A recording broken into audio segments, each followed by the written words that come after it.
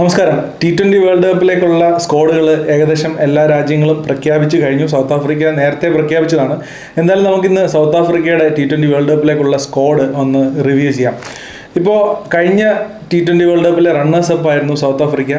അപ്പോൾ ആ ഒരു സൗത്ത് ആഫ്രിക്കൻ ടീമിൽ നിന്ന് ഒരുപാട് വ്യത്യാസം ഈ ഒരു പുതിയ 2026 ടീമിലേക്ക് വരുമ്പം ഉണ്ട്. എന്തായാലും ജസ്റ്റ് ഇവരുടെ ഒരു ടീം നമുക്ക് ഒന്ന് വായിച്ചു നോക്കാം.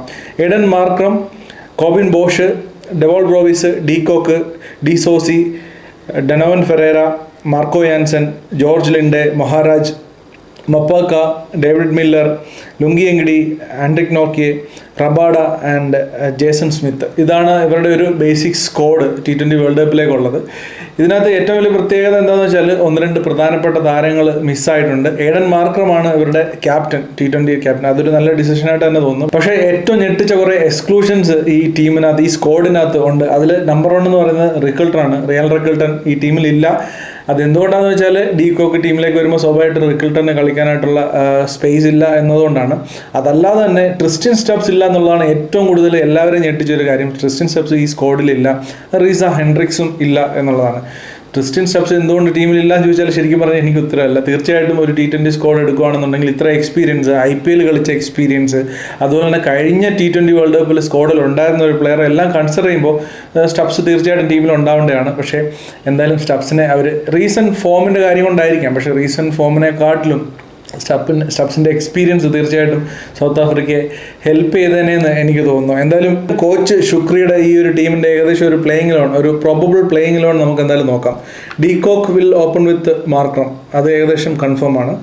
നമ്പർ 3 ടോണി ഡി സോസി ആയിരിക്കും വരുന്നത്. അവിടെ ശരിക്കും റീസ ഹെൻഡ്രിക്സോ അല്ലെങ്കിൽ സ്റ്റബ്സോ ഒക്കെ വരേണ്ടതായിരുന്നു. ടോണി ഡി സോസി സൗത്ത് ആഫ്രിക്കൻ ടീമിന് ഒരു പ്രത്യേകത ഉണ്ട്. സൗത്ത് ആഫ്രിക്കൻ ടീമിനെ പ്രഖ്യാപിക്കുമ്പോൾ എപ്പോഴും അവരുടെ റിസർവേഷൻ സിസ്റ്റം കൂടെ കണക്കിലെടുത്ത് മാത്രമേ സ്ക്വാഡും അതുപോലെ തന്നെ 11ഉം ഒക്കെ ഇടാൻ പറ്റത്തുള്ളൂ. അത് ഒരു ക്രിക്കറ്റിൻ്റെ പെർസ്പെക്റ്റീവ് നോക്കുമ്പോൾ വളരെ ലിമിറ്റേഷനുള്ള, വളരെ ഒരു നെഗറ്റീവായിട്ടുള്ളൊരു കാര്യമാണ്. പക്ഷേ അവരുടെ ഒരു സോഷ്യൽ കണ്ടീഷൻ, അവരുടെ ഒരു സിറ്റുവേഷൻ എന്താണെന്ന് നമുക്കറിയില്ല ആ രാജ്യത്തെ. സോ അതുകൊണ്ടായിരിക്കാം റിസർവേഷൻസ് ഉണ്ടാകുന്നത്. എന്തായാലും ക്രിക്കറ്റിൻ്റെ പെർസ്പെക്റ്റീവ് നോക്കുമ്പോൾ വളരെ ലിമിറ്റേഷനുള്ള, കോച്ചിനായാലും അതുപോലെ സെലക്ടേഴ്സിനായാലും വളരെ ലിമിറ്റേഷൻസ് നൽകുന്ന ഒരു സിസ്റ്റമാണ് അവരുടെ ഒരു റിസർവേഷൻ സിസ്റ്റം. അതുകൊണ്ടൊക്കെയാണ് പല പ്ലെയേഴ്സും ടീമിനുള്ളിൽ വരാതിരിക്കുന്നതും അതുപോലെ തന്നെ നമ്മൾ പ്രതീക്ഷിക്കുന്ന പല പ്ലെയേഴ്സും സ്ക്വാഡിലേക്ക് വരാതിരിക്കും. എന്തായാലും ഇവരുടെ നമ്പർ 3 തീർച്ചയായിട്ടും ടോണി ഡി സോസി ആയിരിക്കും. Number 4 Dewald Brevis and number 5 David Miller, number 6 Donovan Ferreira, number 7 Marco Jansen, പിന്നീട് നമ്പർ 8 കോബിൻ ബോഷോ അല്ലെങ്കിൽ ജോർജ് ലിൻഡയോ കളിക്കാനായിട്ട് സാധ്യതയുണ്ട്. നമ്പർ 9 കേശവ് മഹാരാജ്, ഇല്ലാന്നുണ്ടെങ്കിൽ ബോഷ് കളിക്കുകയാണെന്നുണ്ടെങ്കിൽ കേശവ് മഹാരാജിന് പകരവും ഒരുപക്ഷെ ലിൻഡെ കളിക്കാനായിട്ട് ചാൻസ് ഉണ്ട്.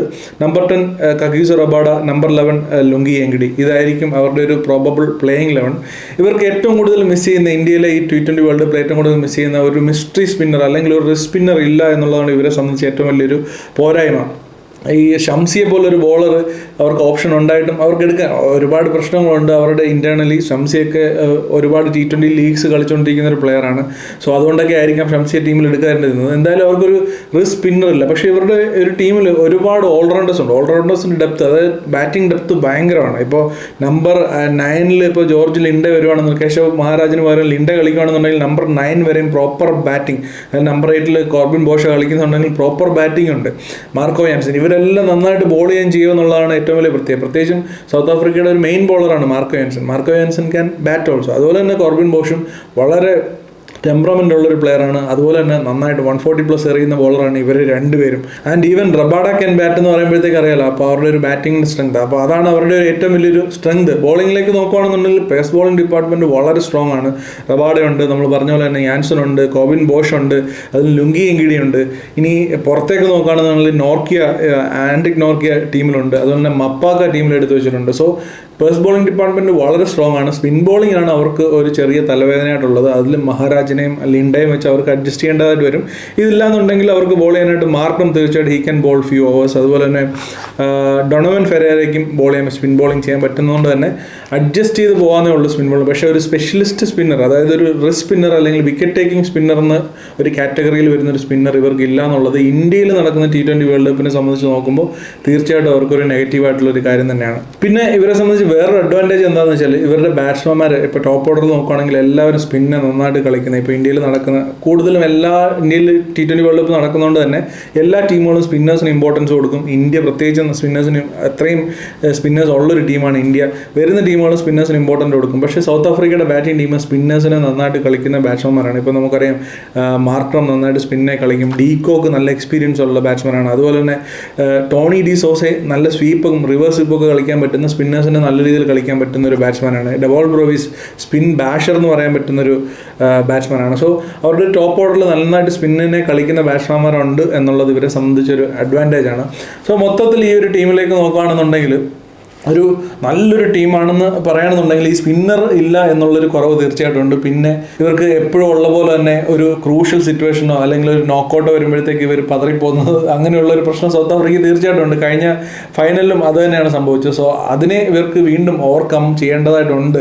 ഇപ്പോൾ ടെസ്റ്റിൽ ഇവർ WTC ചാമ്പ്യന്മാരാണെന്ന് പറഞ്ഞിട്ട് കാര്യമില്ല. White ball is another game. അപ്പോൾ T20 അല്ലെങ്കിൽ 50 ഓവറിലോ ഇവർക്ക് തീർച്ചയായിട്ടും ഇനിയും തെളിയിക്കാനായിട്ടുണ്ട്.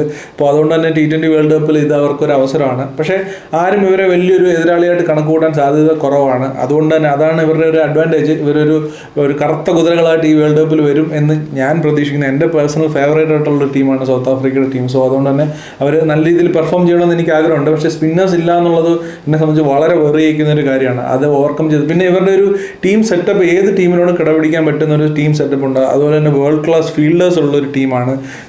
ടീം നല്ല ജെല്ലായിട്ട് കളിക്കുന്ന കോച്ച് ശുക്രിയുടെ അണ്ടറിൽ നല്ല രീതിയിൽ കോർഡിനേഷൻ നല്ല ഒത്തൊരുമയോടെ കളിക്കുന്ന ഒരു ടീമാണ്. സോ ഇവർക്ക് ഈ സ്പിന്നർ ഇല്ല എന്നുള്ള ഒരു കുറവ് അവരെ ആ ഒരു ടീം ഗെയിം കൊണ്ട് അതുപോലെ തന്നെ അവരുടെ ബാറ്റിംഗ് ഡെപ്ത് കൊണ്ട് അവരുടെ പേസ് ബോളേഴ്സിൻ്റെ പെർഫോമൻസ് കൊണ്ട് അവർക്ക് ഓവർകം ചെയ്യാൻ പറ്റുകയാണെന്നുണ്ടെങ്കിൽ നല്ല രീതിയിൽ സൗത്ത് ആഫ്രിക്കയെ പെർഫോം ചെയ്യാൻ സാധിക്കട്ടെ.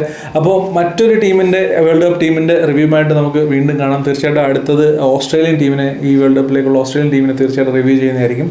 അപ്പോൾ ആ വീഡിയോയിൽ വീണ്ടും കാണുന്നവരെ ബൈ.